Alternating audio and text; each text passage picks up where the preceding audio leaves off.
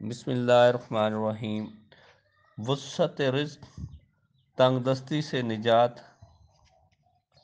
اور مالی پریشانیوں کے حل کے لیے یہ ایک مجرب عمل ہے۔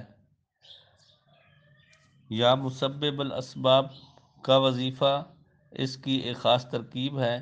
ہمارے بتائے ہوئے طریقے کے مطابق پڑھیں، انشاءاللہ اللہ رب العزت آپ کی مالی پریشانیاں حل فرما دیں گے اور کسی قسم کی معاشی تنگ دستی نہیں رہے گی۔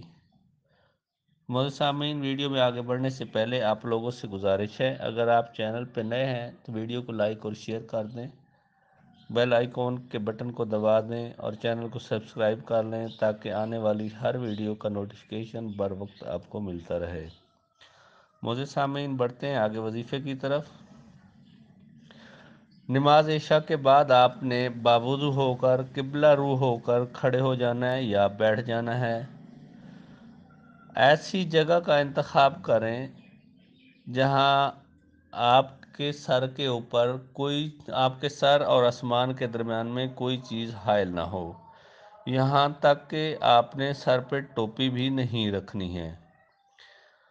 تو اس صورتحال میں کھڑے ہو کر یا بیٹھ کر اول و آخر 11 دفعہ درود شریف پڑھ لیں۔ بسم اللہ الرحمن الرحیم، اللہم صلی علی محمد وعلی آل محمد کما صلیت علی ابراہیم وعلی آل ابراہیم انک حمید مجید، اللہم بارک علی محمد وعلی آل محمد کما بارکت علی ابراہیم وعلی آل ابراہیم انک حمید مجید۔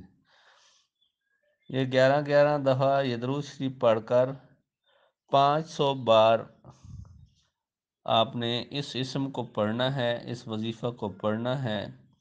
یا مسبب الاسباب، یا مسبب الاسباب، یا مسبب الاسباب، اول و آخر 11 درود شریف اور 500 بار یا مسبب الاسباب پڑھ کر آپ نے اللہ رب العزت سے اپنی معاشی تنگ دستی کے خاتمے کے لیے دعا کرنی ہے۔